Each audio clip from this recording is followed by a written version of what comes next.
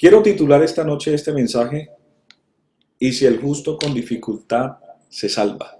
Dígale al que está a su lado: ¿y si el justo con dificultad se salva?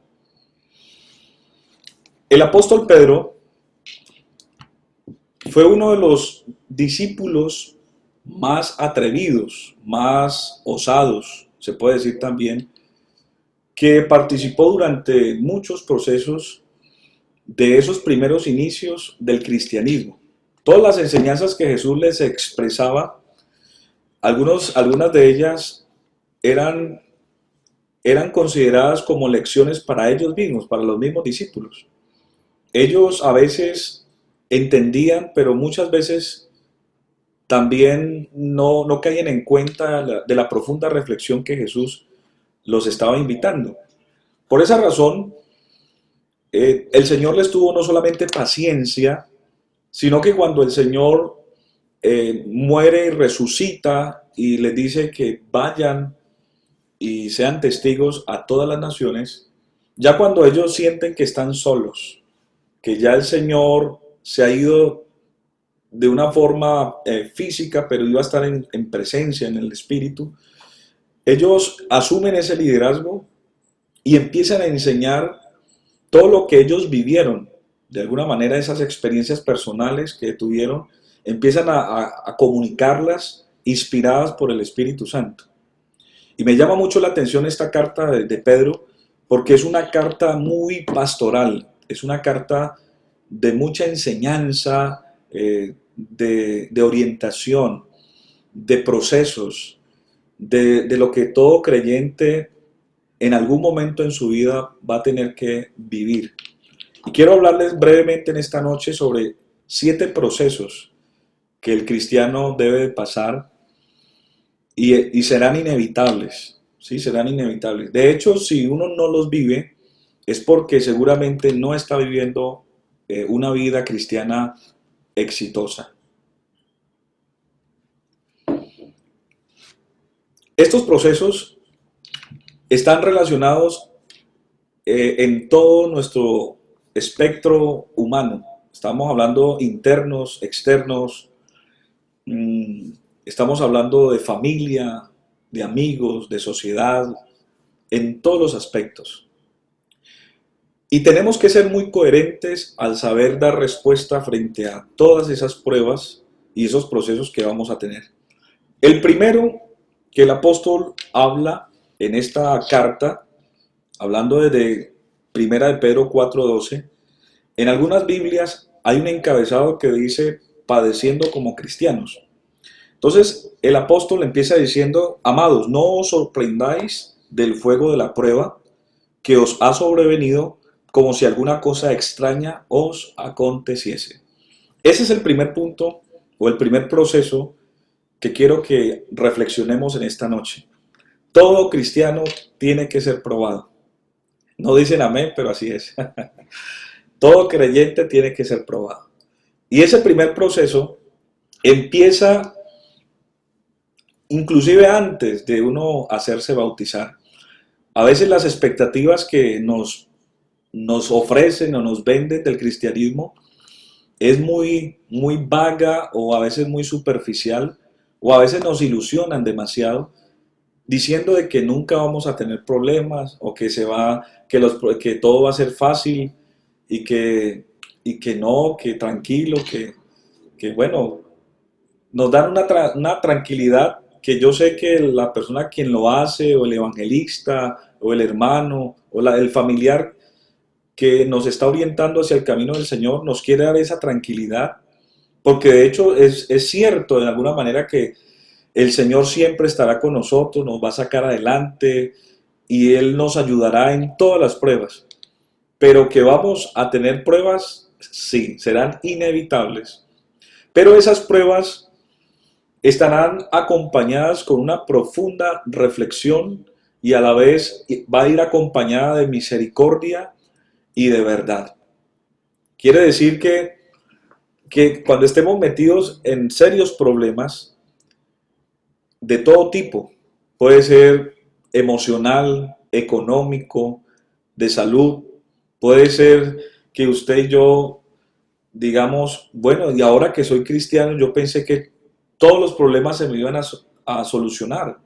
La expectativa que tenía de ser cristiano era que iba a tener casa, beca, finca, que me iba a casar rápido, que iba a tener, que iba a viajar, que bueno, tantas ilusiones que nos hacemos como seres humanos y hacemos una vida, una idealización, proyectamos una vida ideal dentro del cristianismo que a veces nos frustramos porque esa expectativa quizás era demasiado alta y vemos que con el tiempo muchas cosas no se han resuelto. Entonces es ahí donde llegan las preguntas y la duda. ¿Será que el Señor no cumple? ¿Será que mi expectativa en Dios es demasiado alta y es posible que sea exagerado lo que la Biblia dice o lo que me dijeron como cristiano? Entonces uno empieza a cuestionar muchas cosas y a dudar de la existencia de Dios y de sus promesas. Pero no, hermanos, las promesas de Dios son verdaderas, son fieles, sino que las pruebas son necesarias en la vida del cristiano para irlo liberando, para irlo corrigiendo, para probar su fe. Y si realmente estás aquí por un interés económico, por un favor, si estás buscando al Señor por alguna pretensión personal o si realmente lo amas. Y esa lección solamente la puedes vivir tú. A uno le pueden decir y le pueden enseñar eso, pero uno tiene que tener esa experiencia. Y cuando usted está pasando por la prueba, no se sorprenda, dice el apóstol, no te sorprendas. No es nada nuevo, no es algo que te va a destruir, no va a ser algo que tú vas a decir, no voy a salir de esto, o el Señor me abandonó aquí en esta situación. No, al contrario, debes de sentirte, dice la Biblia, bienaventurado. O sea, bienaventurado significa dichoso, feliz de que el Señor está tratando contigo, que el Señor te está cogiendo como el alfarero coge una vasija de barro y empieza a sacarle todas aquellas escorias o impurezas que está dentro de esa joya que él está proyectando, pero que de momento tiene muchas impurezas y necesita ser corregida. Asimismo la prueba será ese pulimiento, la prueba será ese proceso que solo Dios sabe dónde llegar en tu vida. Eso secreto, eso interno, eso que nadie sabe, que ni tu familia, ni tu esposo, ni tu esposa, ni tu mamá, ni tu papá, nadie conoce, pero Dios que te hizo, que te conoce lo más secreto, empieza a tratar contigo. Entonces, un proceso importante de la vida del cristiano serán las pruebas. Y la Biblia dice, bienaventurado el varón que soporta la prueba, porque cuando haya pasado esto, dice que recibirá la corona de vida que Dios ha prometido a los que le aman. En las pruebas no hay que llorar. O bueno, podremos llorar, pero no ese llanto de nostalgia y de duda y de incertidumbre, no. De decir, si usted quiere llorar y si la prueba es demasiado dura, simplemente decirle, Señor, esperaré este proceso, eh, solamente ayúdame a pasar este proceso. Pedro lo dijo porque él fue probado de muchas formas. Recuerden una ocasión que Jesús lo escuchó hablar a Pedro y Pedro le dijo, no, estaba todo como cuando nosotros estamos emocionados, ¿no? Estamos con la euforia de la alegría y empezamos a hablar hasta por los codos en medio de la alegría y hacemos promesas y nos comprometemos. Y él le dijo, Señor, yo te seguiré donde seas, si es posible, mejor dicho, yo me hago matar por usted, Señor. Y cuando el Señor lo escucha como tan eufórico, le dijo, mira Pedro, Satanás te ha pedido para zarandearte. ¿Qué tal? que uno, el Señor le diga que el diablo lo ha pedido a uno. Ay, ay, ay. ¿Qué tal, hermana Ligia? Que el Señor le diga a usted al Señor, el Satanás me la ha pedido a usted para zarandearla. Eso es susto, eso genera susto, cualquiera, claro. Y Pedro de una cambió como que la actitud, pero el Señor es tan bueno que le dijo, mira, pero yo he orado para que tu fe no falte. Mira que el Señor no dijo, no, yo te voy a evitar el problema, yo tranquilo que yo voy a evitar que usted no pase por esa prueba. El Señor le hubiese podido decir eso a Pedro, pero no le dijo. Él le dijo, voy a orar, voy a rogar para que tu fe no falte. Significa que en la prueba será inevitable, lo que necesitamos es soportarla, tener fe, tener firmeza de que las pruebas son temporales, que las pruebas son pasajeras y que las pruebas traerán una profunda reflexión a nuestra vida. ¿Cuántos dicen amén? Lo segundo, dentro del proceso del cristiano, es que tenemos que ser participantes de lo que Cristo padeció. El apóstol sigue diciendo, si sois vituperados por el nombre de Cristo, sois bienaventurados, porque el glorioso Espíritu de Dios reposa sobre vosotros. Ciertamente de parte de ellos Él es blasfemado, pero por vosotros es glorificado. Significa que hay personas que nos hacen preguntas, inclusive nuestros familiares, a veces nos juzgan, nos cuestionan, nos confrontan. ¿Usted por qué es que ora tanto? ¿Usted por qué es que escucha tanto la palabra de Dios? ¿Usted por qué lee? Y cuestionan muchos cambios que hemos tenido en este proceso y ellos no saben, realmente ellos se sorprenden porque la Biblia dice que el hombre natural no percibe las cosas que son del Espíritu porque para él son locura y no las puede entender. Cuando te ven llorando, cuando te ven inclusive en medio de un problema tranquilo, tranquila, y ya no te desesperas, ya tomas las cosas con calma, y algunos se molestan porque tú ya has venido reaccionando de una forma más inteligente, prudente, y algunos se impacientan de verte así y no saben qué hacer. Pero mira, eso significa que cuando ya uno no reacciona como reaccionaba antes, cuando no tenía al Señor, eso es un gran indicador de que realmente Cristo está en mi vida, que estoy actuando con el carácter de Cristo, que ya yo no estoy utilizando la fuerza, ni la violencia, ni los gritos, ni la manipulación, ni el chantaje, no estoy utilizando ningún tipo de artimaña y estrategia humana, sino que yo estoy encomendando mi vida al Señor.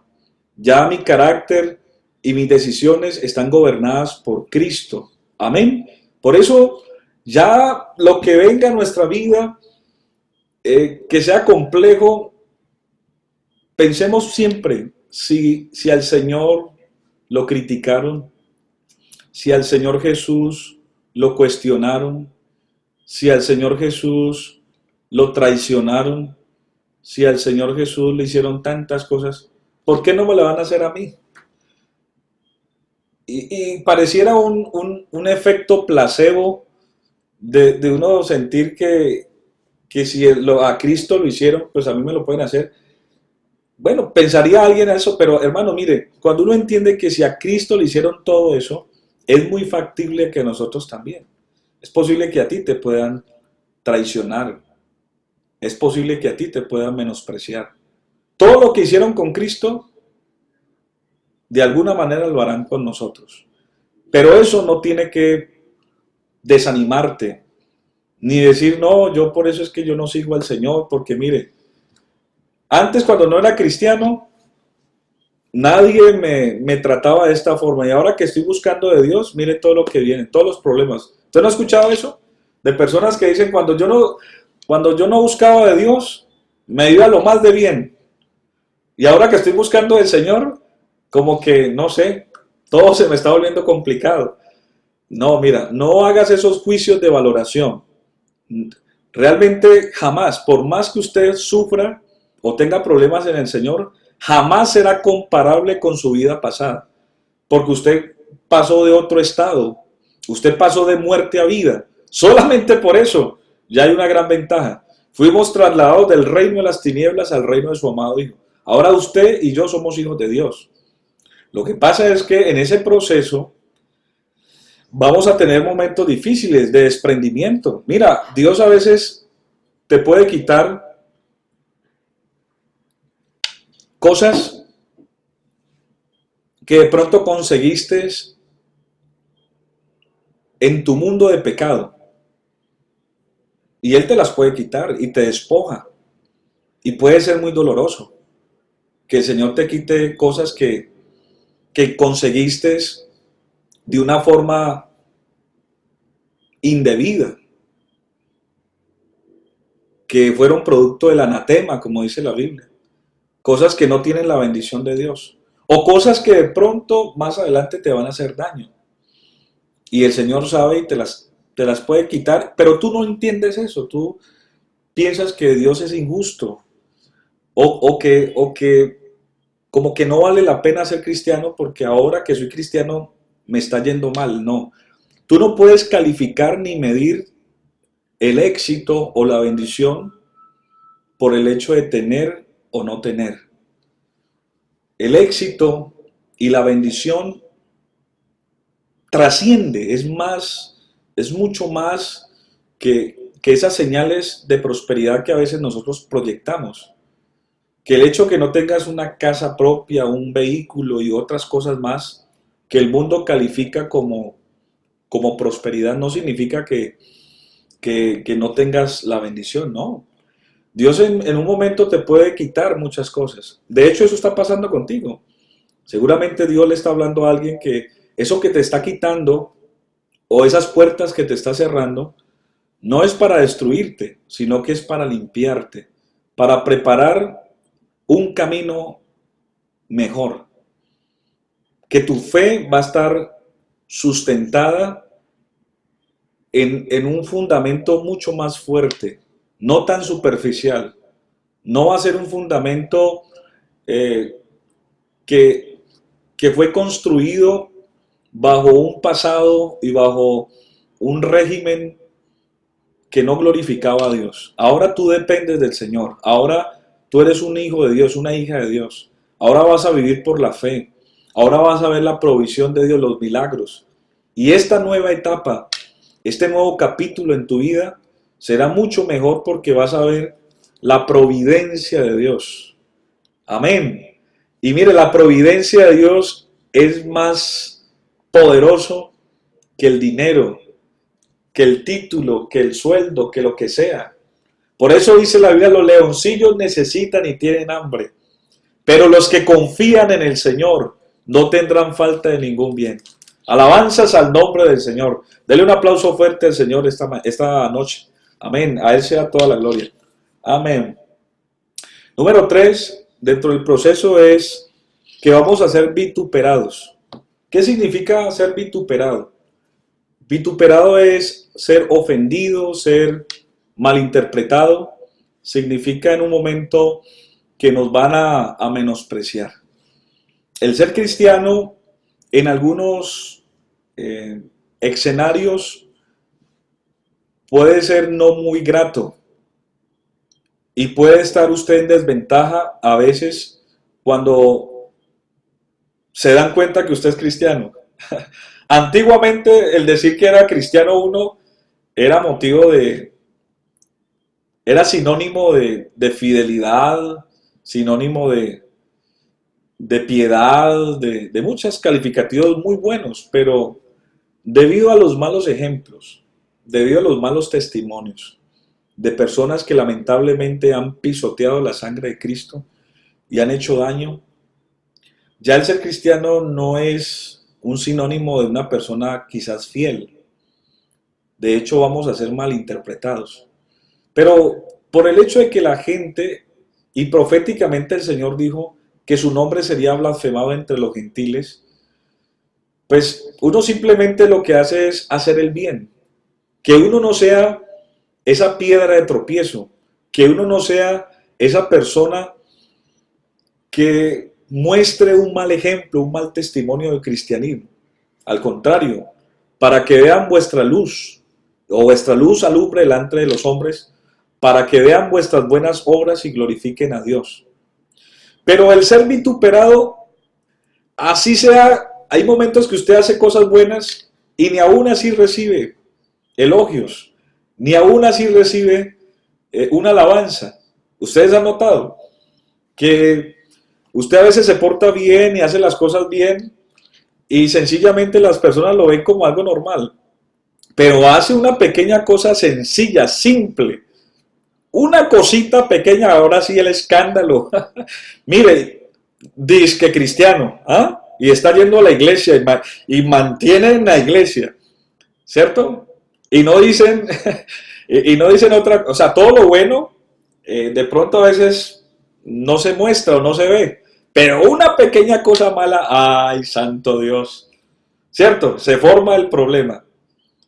Tan raro eso, ¿cierto? Tan extraño de que antes, cuando no estábamos en la iglesia, éramos unos artistas, unos personajes, y hacíamos cuanta cosa mala, y antes éramos el hazmerreír, o supuestamente el alma de las fiestas, el chistoso, el alegre, el payaso, y no pasaba nada, pasaba inadvertido, un chiste más, un error más, hasta justificábamos nuestra forma de ser desagradable, irresponsable. Pero ahora que somos creyentes, estamos en la lupa, estamos en el panorámico de todo el mundo, donde cualquier acción, por mínima que sea, de una hay una reacción y nos vituperan, y nos vituperan. Pero por eso usted no se aflija, ni tampoco se desanime, ni tampoco cuestione su fe diciendo, ¿será que es que yo me equivoqué en este camino? ¿Será que si yo voy a poder? Claro, usted va a poder. Usted no está aquí por sus propios medios. El Señor te llamó. El Señor te llamó para salvación. Y si a Él lo vituperaron, pues a ti también te van a vituperar. Eso va a ser normal. Por eso, esta palabra es para alguien que está sufriendo. De pronto en tu empleo, en tu empresa, en la universidad, en medio de tu círculo social, te están estigmatizando, te están haciendo sentir mal en la forma en que hablas, en la forma que vistes, en la forma que te proyectas. No te preocupes. Ellos, dice ciertamente de parte de ellos, Él es blasfemado, pero por vosotros es glorificado. Cuando usted esté siendo confrontado frente a algo, pero usted está haciendo las cosas bien, no se avergüence. No se avergüence porque usted, su conciencia está tranquila. Su moral está tranquila. Dios está aprobando lo que usted está haciendo. Amén. Dios está con usted. Dios está viviendo ese proceso con usted. Si a Él lo rechazaron, si a Él lo vituperaron, si a Él le hicieron tantas cosas e injustas, es posible que a nosotros también nos hagan eso, pero no nos vamos a desanimar ni a retroceder por eso. ¿Cuántos dicen gloria a Dios?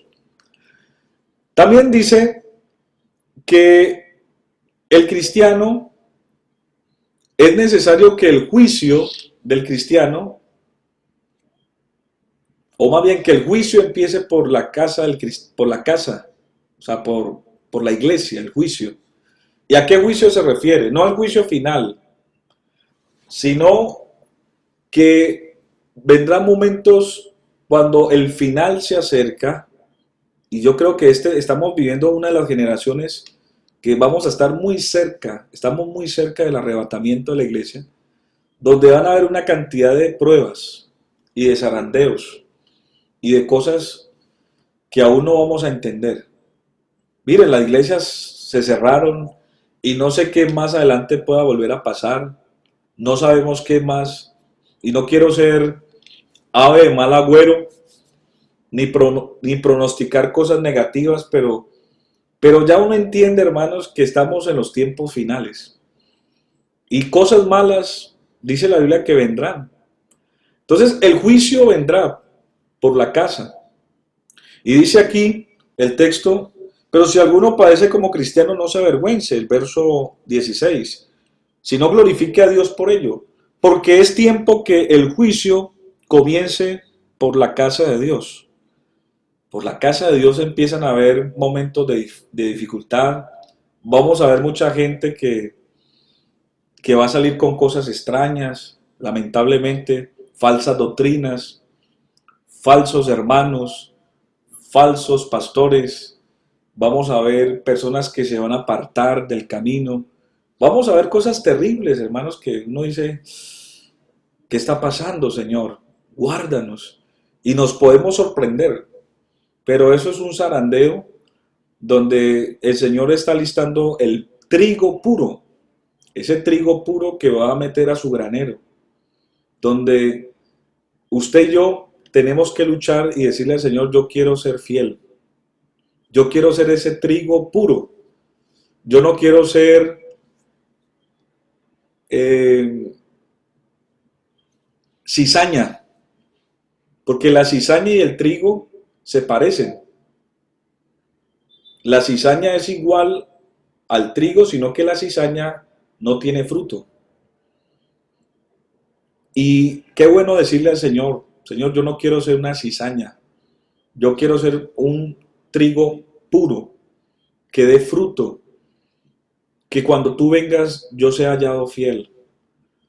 El apóstol Pablo, en Primera de Corintios capítulo 9 y el verso 24, si no estoy mal, dice, todos los que corren en un estadio, a la verdad todos corren, mas uno se lleva el premio.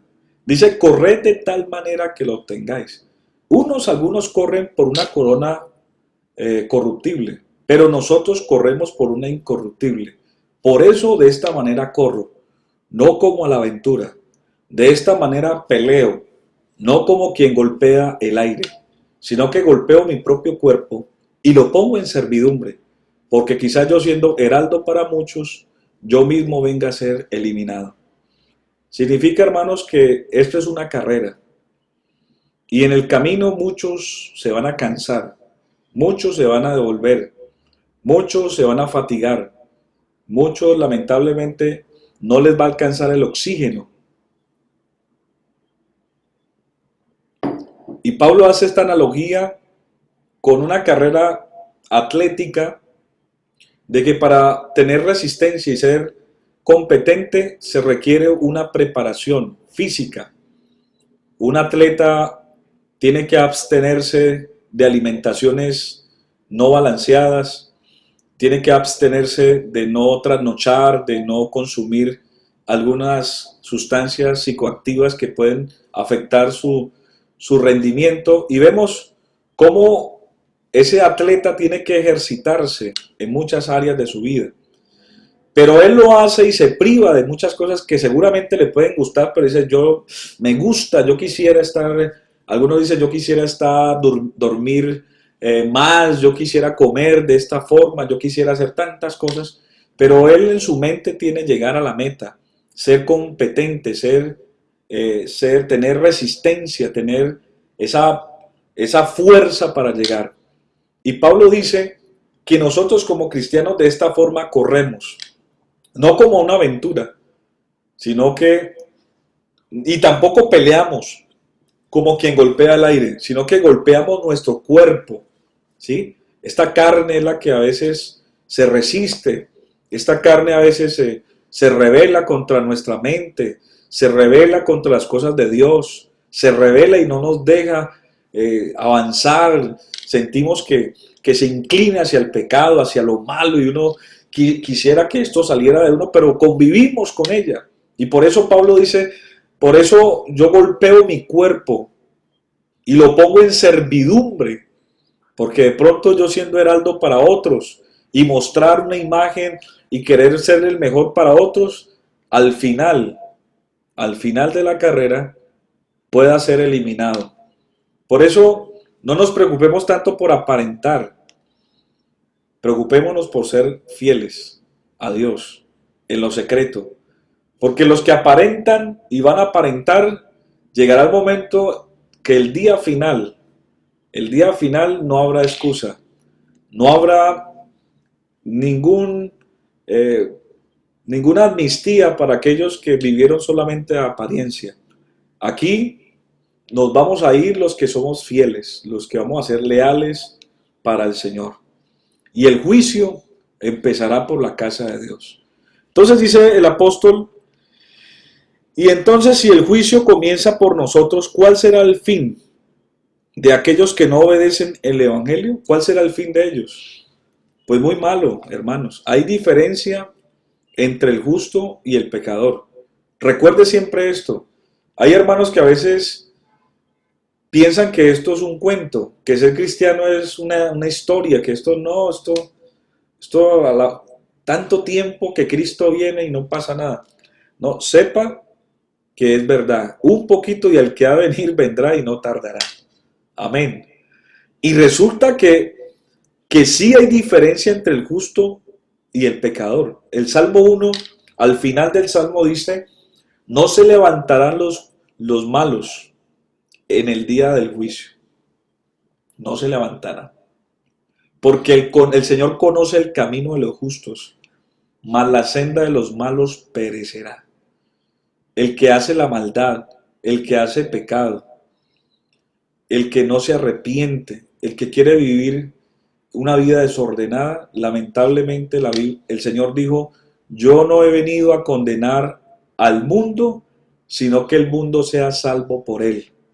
Pero las palabras que el Señor ha dicho y están escritas, nos juzgarán en el día postrero.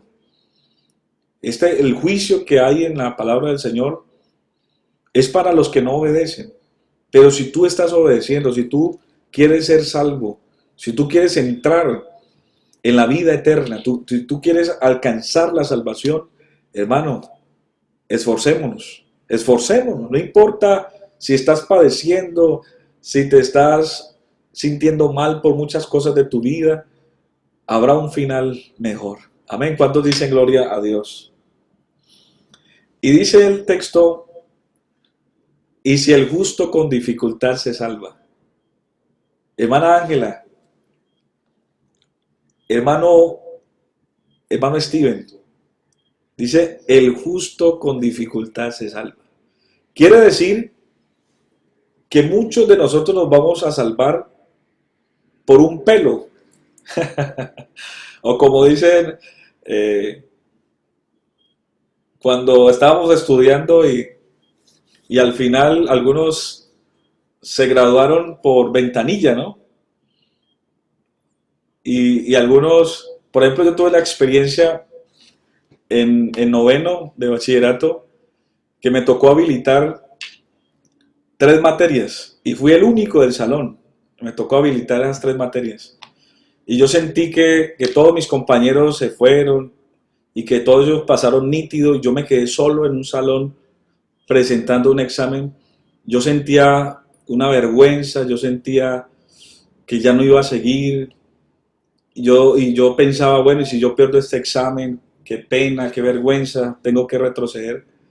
Y realmente es bastante doloroso uno sentirse excluido o que uno va a perder un proceso en la vida. Hermanos, hay momentos en la vida donde Dios le da a uno oportunidades.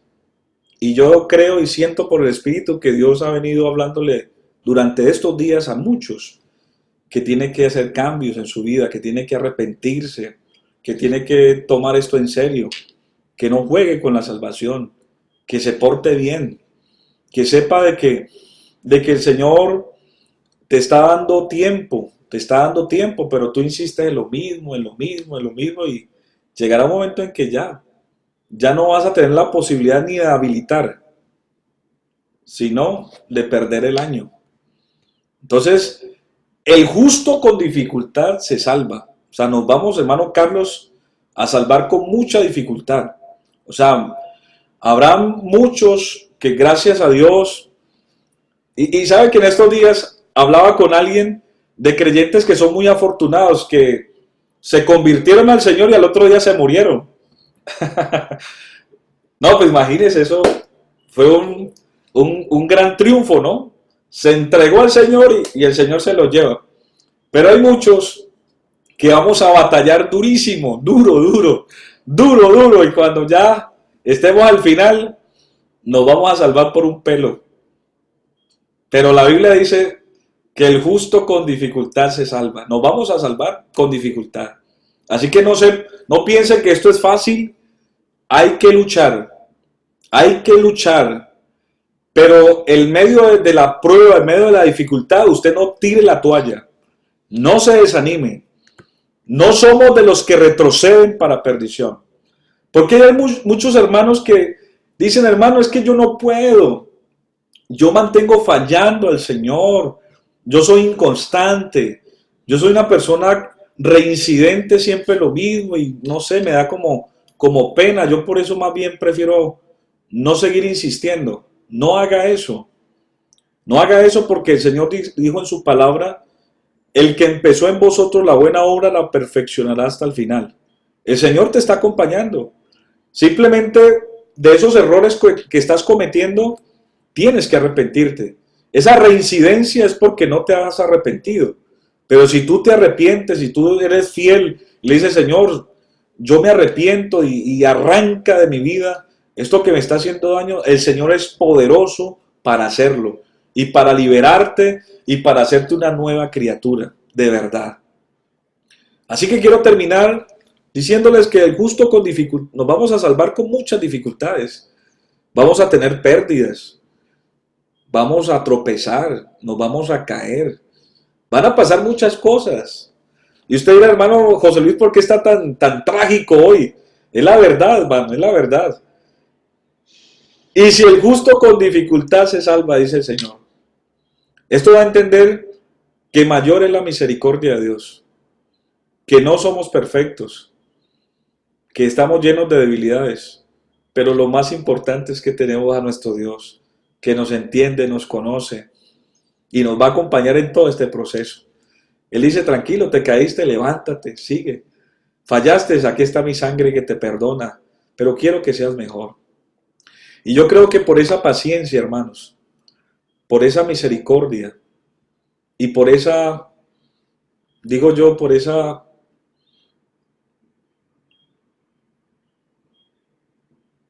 paciencia es la palabra más correcta aplicar aquí, esa paciencia de Dios. Uno tiene que decir, no, Señor, ya no más, no te quiero fallar más. Yo creo, hermanos, que la paciencia que Dios nos ha tenido nos debe dar pena y vergüenza de no seguir fallando, de ver que Él ya nos hubiera destruido, ya nos hubiera hecho, mejor dicho, nos hubiera destituido totalmente, pero Él nos tiene paciencia, hermano, y nos seguirá teniendo paciencia. Gloria a Dios. Él nos seguirá teniendo paciencia, porque no será fácil, hermano, no será fácil. El justo con dificultad se salva. Pero dice, ¿dónde quedará entonces el impío y el pecador? Lejos, lejos. Porque el Señor dice en su palabra que Él está cercano a los quebrantados de corazón y salva a los contrictos de espíritu. Y termino con lo que dice el apóstol.